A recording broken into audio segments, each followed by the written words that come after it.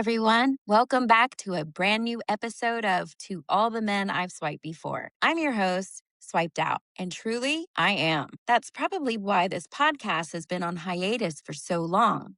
But after 3-ish years away, I'm back with updates, questionable decisions, and fresh entries for the dating Pokédex.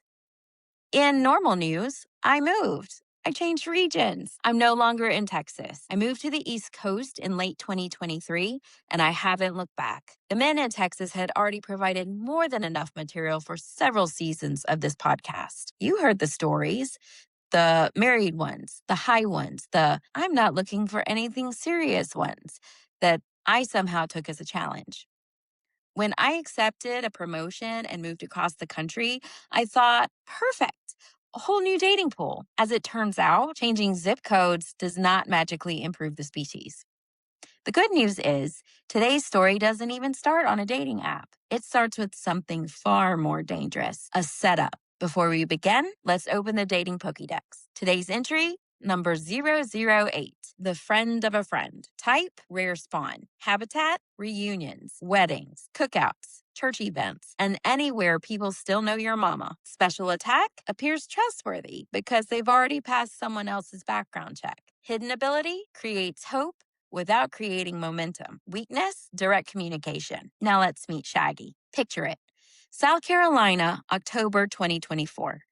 I went south to visit my best friends, Shannon and Jennifer, for a high school reunion of sorts at Myrtle Beach. It was the perfect getaway. Mild weather, lots of good food, beach time, shopping, and lots of laughter while catching up on each other's lives. I was making the most of my newfound proximity to my besties for sure. Naturally, they asked me how my dating life was going in a new city. At that time, I had just started seeing a guy that I ended up dating for a bit. We had had our first date a couple days before I met up with my friends. The guy and I had a great text rapport. He sent me ridiculous memes and we chatted nonstop, but it was still brand new and I wasn't sure how things would go. So as far as my friends knew, I wasn't heavily invested. Fast forward to the end of February 2025. Picture it, 3 lifelong friends, Mardi Gras, a stacked weekend of fun, mani-pedis, tattoos, cocktails, beads, dancing, and one supposedly eligible bachelor named Shaggy. Yes, Shannon thought it would be a brilliant idea for Jennifer or me to entertain this man, unbeknownst to either of us. I don't know if she let Shaggy know he was being set up either. The thing was, Jennifer was shoulders deep in a secret relationship that she didn't let Shannon or me know about. And the guy that I had been talking to in October had just made a move to make things serious between the two of us. Oops. But the night rolled on as planned.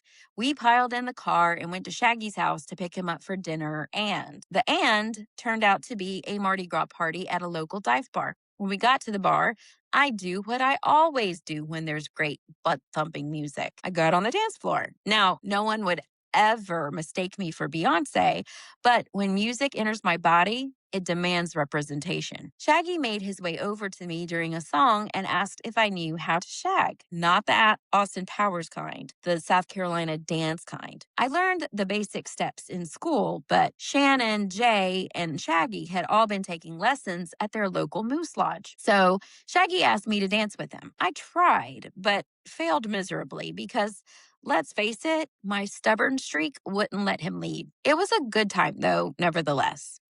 At first, nothing seemed particularly noteworthy. We talked, we danced, and we ended up at the Waffle House because every truly Southern story eventually arrives at Waffle House. There, tucked between scattered hash browns and late night people watching, Shaggy began asking me questions and leaned in with interest in my answers. Somewhere during that conversation, I felt a tiny spark. Not fireworks, not violins, just enough electricity to make me wonder if there might be something there. What's your sign? It had to be one of the most cliche pickup lines ever uttered. And I couldn't believe Shaggy was uttering it to me. Was he just trying to make small talk or was he interested? I was in a relationship that had just turned serious, so I didn't give Shaggy a lot of thought at the time. But I did clock a few moments where he seemed to have a glimmer in his eye that sent small shocks down my spine. Fast forward to the next year around the same time. Shannon, Jennifer, and I, now newly single, were planning to attend our year high school reunion. A couple weeks before I was to travel down, Shannon called me one night. Hey, so since my husband is coming to the reunion, he wanted to invite his emotional support friend Shaggy to come with us. How would you feel about that? What do you mean? How would I feel about that? Is he coming in any other capacity other than your husband's sidekick? She continued. He asks about you. I thought it might be good for y'all to get together again since you've been single for a few months now. Wow. Okay. I didn't see that one coming at all. But as fate would have it, or maybe it was Shannon's impeccable timing, Shaggy started dating someone shortly before the reunion. He wouldn't be coming after all. And I have to say, I was more disappointed than I expected. Not because I was in love. Let's not get carried away. But it was because I was curious. I was looking forward to getting to know him a little better because, truth be told, the electricity I felt between us had been undeniable, and I wanted to figure out what it was exactly. Then came the Cheerwine Festival. For those unfamiliar, Cheerwine is a cherry-flavored soft drink from Salisbury, North Carolina. It occupies a sacred place in my beverage hierarchy and in my heart. It sits just below sweet tea and above practically everything else. I had decided to check the festival off my bucket list this year, and I asked Shannon if I could crash at her house for the weekend. She graciously obliged and even decided to go with me to the festival, which was great. As I drove towards South Carolina that Friday, I got a Facebook message from Shaggy. Hey, I heard you're coming to town this weekend. Shannon confirmed to me she had told him I was coming for the festival because he had asked about me again. While Shannon and I wandered the festival on Saturday, Shaggy texted asking whether we'd found any cheerwine cake. Now remember the cake. Every good mystery needs a clue. Ours happened to be made from cheerwine syrup and questionable baking decisions. We couldn't find any cake at the festival, so naturally we decided to make one ourselves. We bought supplies, raced home, and while I showered and attempted to become effortlessly attractive, Shannon assembled a cheerwine dump cake. And when I say assembled, I use that term generously. I became increasingly convinced she had put the ingredients together in the wrong order. At the time, it seemed insignificant, but later, the cake would become evidence. That night, we ended up at a Cinco de Mayo dance. Shaggy showed up. We talked. He asked my sign. Again, I teased him mercilessly for it. Then he texted his mother for his birth time so that I could explain his astrology to him, which I had been learning about since he first asked me what my sign was over a year ago. Honestly, if that's not flirting, it's at least adjacent to flirting. The evening felt promising. Nothing dramatic, just comfortable, except for being watched like microbes in a petri dish. I was a little out of my element for true flirting because Shannon and Jay felt like invested yentas convinced in their matchmaking prowess. Shaggy didn't go with us to Waffle House that night, but he did text me his birth time and asked for my phone number. I texted him his birth chart. And I got up and drove home the next morning, feeling cautiously optimistic. You're going to have to tell me what that means, he texted, referring to the birth chart I had sent him the night before. And you're going to have to tell me how the cheerwine cake turned out, I replied. Deal, was his answer. Perfect. We had momentum. We had conversation.